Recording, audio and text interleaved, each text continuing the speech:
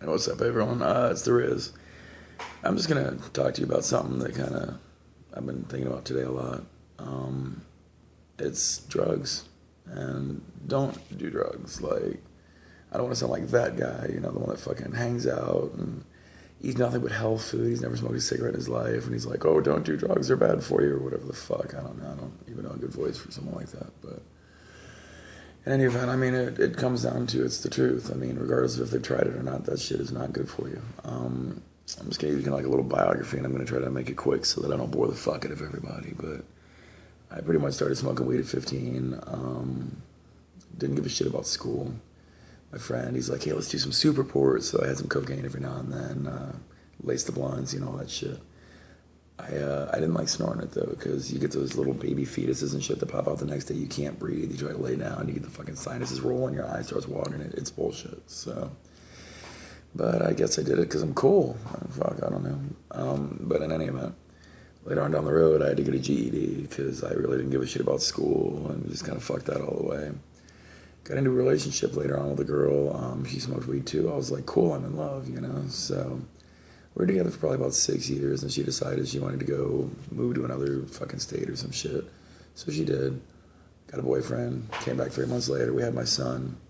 We went to work at Publix. I don't know if you guys have that wherever you're from. I don't even know where the fuck you're from, but I live in Florida, and we have Publix. It's a supermarket.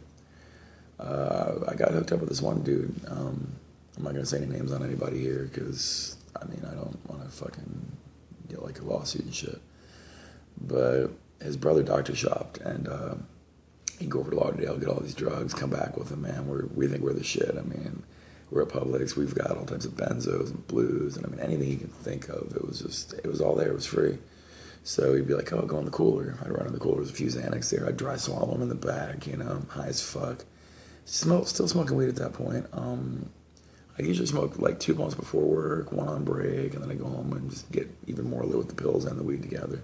Have a couple beers, have some liquor, whatever.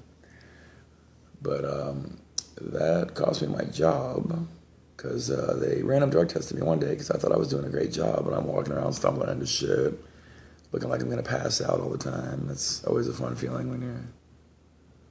Love that one. That's a good one. So yeah, I lost my job at Publix.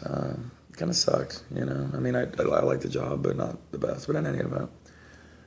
Me and my son's mother broke up. She went her own way, and I went mine. And got tied up with this other girl, and she had a prescription for Xanax and methadone. So of course, fuck, I'm a drug addict, dude. I'm in love. Like, this is the best thing ever. Like, I've got my own private dealer, you know what I mean? So, I don't know, I had like 3 times, or three, whatever, I don't even know what the fuck you want to call them in my life. I had happiness, sadness, and blacking out. And I blacked out a lot of the time, to be honest with you, because I'd mix all the pills with the booze, and you're not supposed to do that. So I'd wake up with fucking just boxers on, skin knees. I don't know what the fuck happened. I was guessing it was a good night. I don't know. Open the car door. There's fucking like puke on the side of my car. I don't know if it was mine. If it was, who knows? I don't know what the fuck happened. I'm passing out. So in any event, I'm with her. I get another job. They sent me to a blues fest in 2012. Like, shit, free beer, you get to hang out, take my pills with me. Fuck, I'll be fine. This is gonna be great. Like, it's gonna be the coolest night ever. So, I drank and I popped my Xanax all night. And of course, they had to be the 2 milligram bars, because that's all I could have. Nothing else was enough. And I don't know how I got home that night. Don't remember anything. I remember seeing my mom, saying goodnight to her. That was it. Woke up 2 days later in the hospital. Turns out when you mix alcohol and Xanax and methadone, it shuts down your respiratory system and, your heart, your lungs, your liver, your kidneys, it fucks you up. It really fucks you up good, especially your liver. So I learned that the hard way. I spent 2 days on a ventilator, 7 days in a hospital bed, 3 days in the psych ward that was mandatory because if you overdose, it doesn't matter if you tried to kill yourself or not, you're a fucking risk. And you could go straight there, do not pass go, which was just fucking lovely. So after that, I got out of the hospital. The second girl that I was with, that I said was my own private dealer, we had a daughter together. She was in the NICU for the first month of her life on phenobarbital because without it, she'd be in detox. And They couldn't allow that. So literally for the first month of her life, I had to go into the hospital every day to see that little girl. It kills you. Seeing that shit, it kills you. Like, you don't know until you see it. It's the worst thing ever, man. Like, you don't even know. But in any event, her mother refused to get off of the shit. You know, I tried to do good. I tried to get clean. And if you're with somebody that's using, you're going to use too. I mean, flat out. You know, the temptation's there. You're going to do it. So later on down the road, I got a divorce from her, full custody of the kid. The first one I got 50-50. We still get along pretty good. She's a good mom. So that's good. But yeah, so I got the divorce. Ended up hooking up with the second one that I had the daughter with, sister. And we ended up doing a lot of opiates together. Got hooked into blues really bad. That's not a good thing either, man, because whenever I'm on drugs, I like to steal. I'm not good at it, but I like to steal. And it doesn't work out for me, which is the reason for like 3 or 4 arrests that I've had, because I get high as fuck, think I can steal this shit, or I need money for drugs. Hey, the easiest way to do it is to take it from somebody, right? Fuck, you don't have to work for it. It's right there. So that got me into a lot of shit. I took something from somebody that I'd bought it for, and it's a long story, but in any event, the outcome is 3 different felonies, a year and a half in drug court, which was crazy. It was hard. They try to make it so you can't pass it. It's really hard. And yeah, I lost everything I had. I never had much because, like I said, I got a GED, didn't give a fuck, did drugs, didn't go to college. I just really didn't give a shit. So the little bit of stuff I've had is gone. I ended up owing dealers. I mean, everything I had went to other people that don't give a shit if I live or die.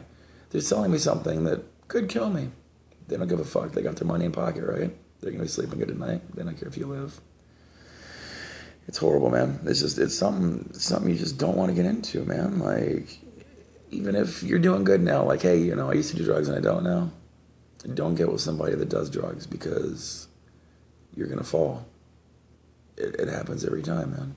Every fucking time it happens. If someone's doing them, you're going to be like, 1 or 2 aren't going to hurt me. Then you end up in debt to some bad fucking people if they let you charge them. That happens. They figure if you're doing that many drugs, you're definitely going to come back for it, and you need them. So I don't know, man. It's crazy. I've done so many fucked up, stupid things while I was high, but much of them I don't even remember. I remember when I broke my finger in the door. I was high on Xanax, went to slam it and caught my hand in the door, and the door locked, and I always keep the key in the pocket of the hand that I broke. So that's always a fun fucking thing, you know? I mean, it's just, I don't know. I'm so tired of even thinking about living that life anymore, man. I spent more time waiting in parking lots for people to bring me the shit to get me high than I did to be high. I'd sit there for fucking 2 hours for 15 minutes of being stoned. I mean, what fucking life was that? I didn't have a life, and I didn't think about it. I just thought about my next high. That was it. You don't think about the people you hurt, the loved ones that are going to find you fucking dead on a couch with fucking puking shit out the side of your mouth, shocked back to life, got a fucking scar here. They had to fucking, I mean, it's bullshit. Like, I don't want to do it ever again. I'm better off this way. I mean, yeah, sure, I've lost everything I love, but I'm trying to get it back. Lost my last little girl. I'm going to try to get her back, man. Like, her and the girl I was with, they hauled ass. And it bothers me still to this day.